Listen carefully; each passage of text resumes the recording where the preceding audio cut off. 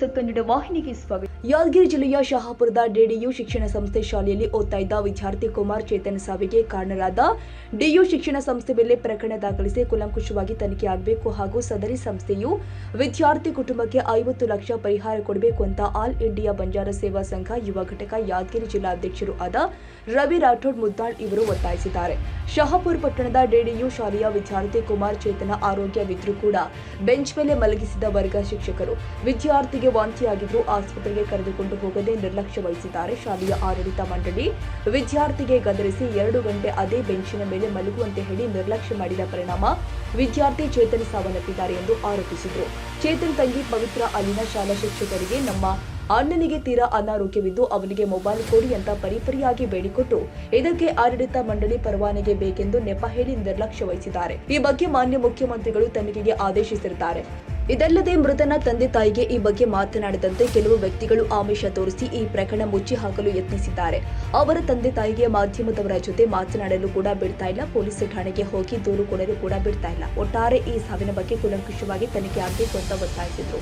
ಈ ಸಾವು ಆ ಶಾಲೆಯ ಶಿಕ್ಷಕರ ನಿರ್ಲಕ್ಷ್ಯದಿಂದಾಗಿ ಆಗಿದೆ. ಇದಕ್ಕೆ ನೇರವಾಗಿ ಆಡಳಿತ ಮಂಡಳಿಯವರೇ ಕಾರಣರಾಗಿದ್ದು ಮಕ್ಕಳ ಆರೋಗ್ಯದ ಬಗ್ಗೆ ಕಿಂಚಿತ್ತೂ ಕಾಳಜಿ ವಹಿಸದೆ ಅಮಾಯಕ ಹುಡುಗ ಅನಾರೋಗ್ಯದಿಂದ ಇದ್ರೂ ಕೂಡ ಆತನನ್ನು ಆಸ್ಪತ್ರೆಗೆ ಕರೆದುಕೊಂಡು ಹೋಗಿ ಚಿಕಿತ್ಸೆ ಕೊಡಿಸಿದ ಸಾವಿಗೆ ಕಾರಣರು ಆದಂತಹ ಡಿಡಿಯು ಶಿಕ್ಷಣ ಸಂಸ್ಥೆ ಪರವಾನಗಿಯನ್ನು ರದ್ದುಪಡಿಸಬೇಕು ಹಾಗೂ ಈ ಕೂಡಲೇ ಆಡಳಿತ ಮಂಡಳಿಯವರು ಮಾಡುತ್ತಾನೆ ಕುಟುಂಬಕ್ಕೆ ₹50 ಲಕ್ಷ ಪರಿಹಾರ ಕೊಡಬೇಕು ಹಾಗೂ ಆಡಳಿತ ಮಂಡಳಿಯ ಮೇಲೆ ಕ್ರಿಮಿನಲ್ ಪ್ರಕರಣ ದಾಖಲಿಸಲು ಮಾನ್ಯ ಎಸ್ಪಿ ಅವರು ಮುಂದಾಗಬೇಕು ಅಂತ ಒತ್ತಾಯಿಸಿದರು. ಒಂದು ವೇಳೆ ಪ್ರಕರಣ ದಾಖಲಾಗದೇ ಇದ್ದಲ್ಲಿ ಪರಿಹಾರ ಕೊಡದೇ ಇದ್ರೆ ಸಂಘಟನೆಯಿಂದ ಉಗ್ರವಾದ ಹೋರಾಟ ಮಾಡಲಾಗಿದೆ ಅಂತ ಎಚ್ಚರಿಕೆ ಕೊಟ್ಟಿದ್ದಾರೆ. ನಿಮ್ಮ ಅಣ್ಣಗೆ ಏನಾಯ್ತು?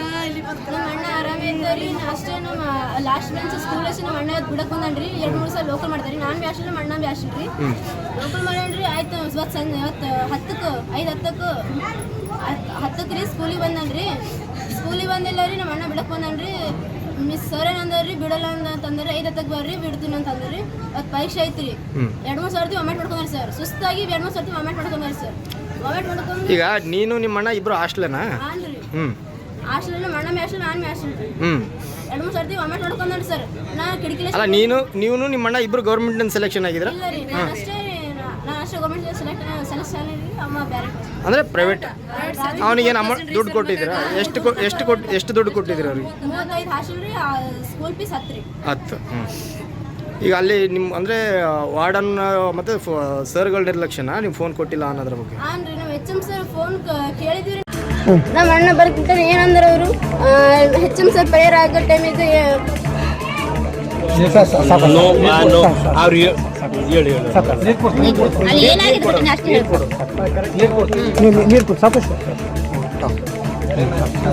ಗಡ್ಬಡ್ ಮಾಡ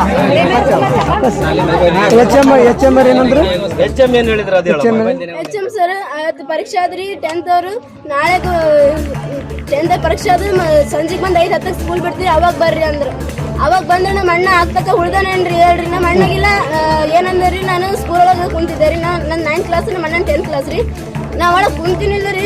ನಮ್ಮ ಅಣ್ಣಗಿಲ್ಲ ರೀ 2 ಸರ್ತಿ ವಾಮಿಟ್ ಮಾಡ್ಕೊಂಬಂದೆ, 2-3 ಸರಿ ವಾಮಿಟ್ ಮಾಡ್ಕೊಂಬಂದ್ರಿ. ನಾನು ಕಂಡೀಷನ್ ನೋಡೀನ್ರಿ. ಏನಂದ್ರಿ, ಆರಾಮಿಲ್ಲ, ಸ್ವಲ್ಪ ಮಕ್ಕಳು ರೆಸ್ಟ್ ಮಾಡ್ಕೊಂತ ಅಂದ್ರೆ ಹೇಳ್ತೀನಿ ಸರ್. ಏನು ರೊಕ್ಕ ಕೊಟ್ರಿ ಏನು ಆರಾಮಾಗ್ತಿದ್ದಿಲ್ಲ ಏನ್ರಿ ಸರ್? ಅವ್ರು ದೋಸ್ತ ಬರೋಕಿಲ್ಲ ರೀ. ಇಲ್ಲ ರೀ, ನಮ್ಮ ಅಣ್ಣ ಸೀರಿಯಸ್ ಆಗಿ 2-3 ಸರ್ತಿ ವಾಮಿಟ್ ಮಾಡ್ಕೊಂಬಂದ್ರಿ. ಅಷ್ಟಾದ್ರೆ ನೀವು ದವಾಖಾನೆ ಕರ್ಕೊಂಡು ಹೋಗ್ಲಿಲ್ಲ ಸರ್? ಸೀರಿಯಸ್ ಆಗಿದ್ರಿ. ಕೊಟ್ಟವರಷ್ಟು ಬಿಟ್ಟವರಷ್ಟು ಅದು ನಮ್ಮ ಗಮನಕ್ಕಿಲ್ಲ ಸರ್. ನಾವು ಪೇರೆಂಟ್ಸ್ಗೆ ಮಾತಾಡೋಕೆ ಹೋಗ್ಬೇಕಂತೇಳಿ ನಾವು ಪ್ರಯತ್ನ ಮಾಡಿದ್ರು. ಲೀಡರ್ಸ್, ನಮ್ಮ ಸಮಾಜ ಹಿರಿಯ ಮುಖಂಡರು ಲೀಡರ್ಸ್ ಇರ್ತಾರೆ ಸರ್. ಇಲ್ಲಪ್ಪ ನಮ್ಮ ಶಾಪುರ್ನಾಗ ಮಾಡಿದ್ವಿ, ನಮ್ದಾಗಿದೆ ಅಂತ ಹೇಳೋಂಥ ಮಾತು ಬರ್ತಾಯಿದೆ ಸರ್. ಇನ್ನು ಭೇಟಿಯಾಗಿರೇ ಇನ್ನಿಲ್ಲ? ಭೇಟಿಯಾಗಕ್ಕೆ ಕೊಟ್ಟಿಲ್ಲ ಸರ್ ನಮಗೆ.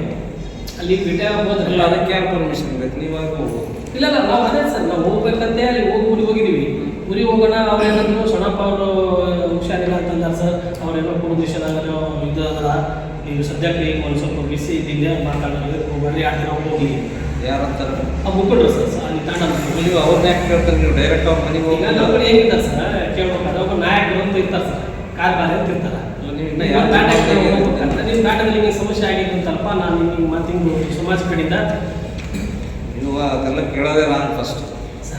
ನೀವು ಯಾರು ನೊಂದಿದ್ರ ಸಂತ್ರಸ್ತರು ಯಾರ ಅವ್ರಿಗೆ ಮಾತಾಡ್ರಿ. ಬೇಕಾದ್ರೆ ಅವ್ರ ಮನೆಗೆ ರಿಯಾಲಿಟಿ ಅಲ್ಲಿ ಗೊತ್ತಾಗ್ತದೆ. ನೀವು ಯಾರ್ಯಾವ್ದು ಕೇಳ್ಕೊಂಡು ಬಂದು ನೀವು ನಮ್ಗೆ ದಾರಿ ತಪ್ಪಿಸಿದ್ರೆ ಹೆಂಗಾಗುತ್ತೆ? ಪೇರೆಂಟ್ಸ್ ಇಲ್ಲ ಅವ್ರಿಗೆ ಪೇರೆಂಟ್ಸಿಗೆ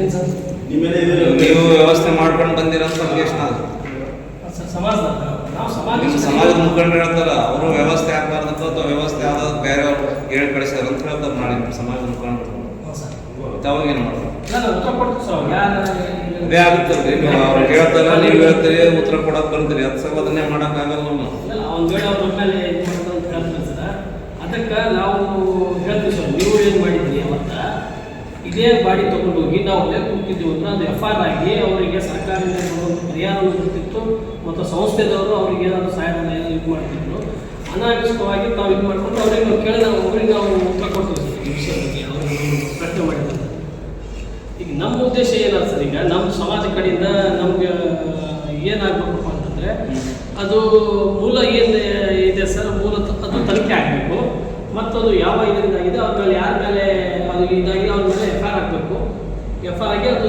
ಶಿಕ್ಷಣ ಸಂಸ್ಥೆ ಲೀಗಲ್ ಕೆಲವೊಬ್ಬರು ಅಂತಂದರೆ ಪರ್ಮಿಷನ್ 1 to 7 ಇದೆ 1 to 10 ಇಲ್ಲ ಅಂತೇಳಿ ನಮ್ಗೆ ಸುದ್ದಿ ಅದನ್ನು ಅಥೆಂಟಿಕ್ ಯಾವುದೂ ತಿಳ್ಕೊಂಡಿಲ್ಲ ಅದು ಏನಿದೆ ಅಂತೇಳಿ ನಾವೆಲ್ಲ ಡೀಟೇಲ್ ಆಗಿ ಅಂತೇಳಿ ನಾವು ಇದು ಮಾಡಿದ್ವಿ ಏನೋ ಶಿಕ್ಷಣ ಸಂಸ್ಥೆ ಏನೇನು ಸಮಸ್ಯೆ ಅದು ಅಲ್ಲಿ ಸರ್ ಇಲ್ಲ ಭಾಳಷ್ಟು ಸಮಸ್ಯೆಗಳಲ್ಲ ಸರ್ ಏನು ಅಣ್ಣ ಏನೇನು ಸರ್ ಶಿಕ್ಷಣ ಸಂಸ್ಥೆ ಸ್ಥಳೀಯವಾಗಿ ಇರೋದು ಅಲ್ಲಿ CBSE ಮತ್ತು ICIC ಅಂತಿದೆ.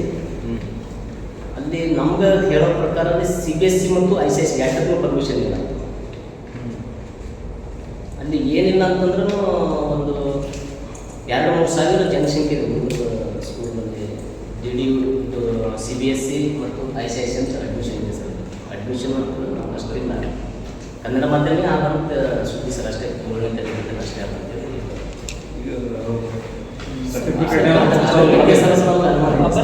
ಸರ್ಟಿಫಿಕೇಟ್ ಕೊಟ್ಟಿದ್ದು ನೋಡಿಲ್ಲ ಅವರು ಯಾವ್ದು ಕೊಟ್ಟರು ಎಲ್ಲ ಪೂರ್ವಪರ ಮಾಹಿತಿ ಇದೇ ವೇಳೆ ಸಂಘದ ಜಿಲ್ಲಾ ಪ್ರಧಾನ ಕಾರ್ಯದರ್ಶಿ ತಿರುಪತಿ ಚೌಹಾಣ್ ಹಾಗೂ ಇನ್ನೂ ಅನೇಕರು ಉಪಸ್ಥಿತರಿದ್ದರು. ತಾಜಾ ಸುದ್ದಿಗಾಗಿ MTV News 24/7ಗೆ ಸಬ್ಸ್ಕ್ರೈಬ್ ಮಾಡಿ ಮತ್ತು ಬೆಲ್ ಐಕಾನ್ ಅನ್ನು ಒತ್ತಿ ತಪ್ಪದೇ ಲಿಂಕ್ ಶೇರ್ ಮಾಡಿ.